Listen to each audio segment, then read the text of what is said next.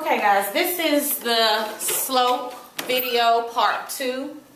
So we want to review what the equation for the slope of a line is, or the slope of 2 points. If you're given 2 points, you want to use this formula, y2 minus y1 over x2 minus x1. So this is indicating if I give you like 2, -3 and 4, 6, this is x1, this is y1 because this is the first coordinate. So this would be the second x and the second y. This is the same thing as rise over run, and you use this equation if you're graphing. This equation if you're talking about 2 coordinates. And the change in the vertical over the change in the horizontal deals with talking about your dependent and your independent variables. So these are the 3 ways that you can find the slope or rate of change of 2 different things or of a line. Now remember that the slope is another term for rate of change. Can I have your attention, please? Ms. Butera, Ms. Campbell, Ms. Sabb, Mr. Wilson. Again, Butera, Campbell, Sabb, and Wilson. Please call 112. Alright, so in the first video, we actually talked about how to find the slope if you have a line, or how to find the slope if you have 2 points. But what we didn't cover was how to find the missing coordinate if you're given the slope. What you want to do is you want to do the cross product. We know that m is equal to y2 minus y1 over x2 minus x1. So in number 1, we have the coordinate 2, 4, and x and 8. And we know that the slope is -2. So what we want to do is want to set up a proportion. We're going to use this equation. So we're going to do 8 minus 4, y2 minus y1 over the x2 minus x1. So we don't know this one, so we're just going to leave it x minus 2. So that's our equation there. And then our slope is actually equal to -2, but we can make any number a fraction if it's not by putting it over 1. So from here you want to simplify everything you can. We know 8 minus 4 is 4. That's going to stay x minus 2. And we're going to leave this as -2 over 1. Well, what you can do, we talked about this with direct variation, is solve by doing cross multiplication. So you end up with -2 times x minus 2 equals 4.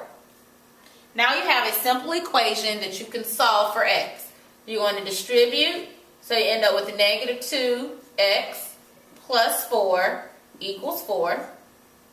We're going to subtract 4 on both sides. So you end up with -2x equals 0.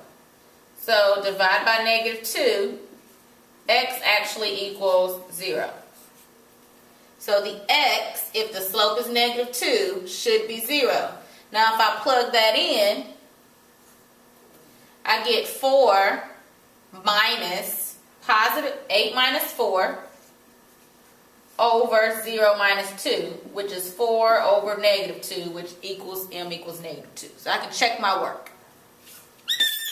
Alright, so let's do this example. This time I have -4 and y, and 2 and 4y, and I know my slope is 6. Again, start by plugging in your y1, your y2 minus y1. So y2 is 4y minus y over 2 minus -4 equals 6 over 1. So I want to simplify anything that can be simplified. 4y minus y is simply 3y. And 2 minus -4 is 6. Equals 6 over 1. Now we're going to cross multiply since we simplified everything. 3y times 1 is 3y. And 6 times 6 is 36. So we're going to divide by 3. So y actually equals 12. So this y would be 12, but 4 times y would be 48.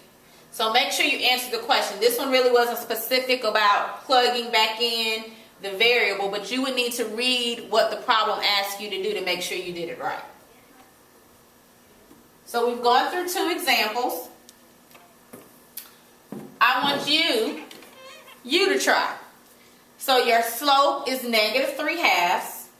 You're missing the x value, and they give you the y and another coordinate. I want you to solve for x. We are going to go over this. You're going to try this on your own. I'm not going to give you the answer on the video, but I want you to try this on your own and have it ready for class tomorrow. We'll see what you get.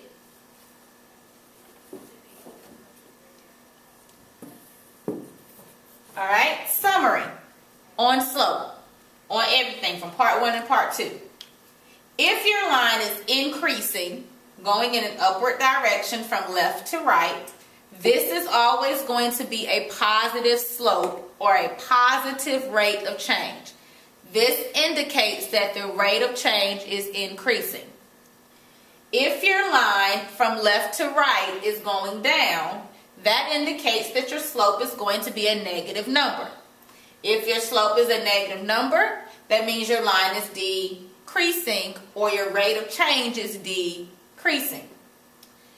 All horizontal lines, and this is horizontal because sometimes we get confused, all horizontal lines have a 0 slope.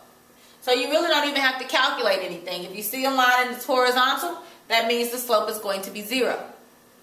If you have a vertical line, then your slope is going to be undefined, because we learned during the vertical line test that this is not a function.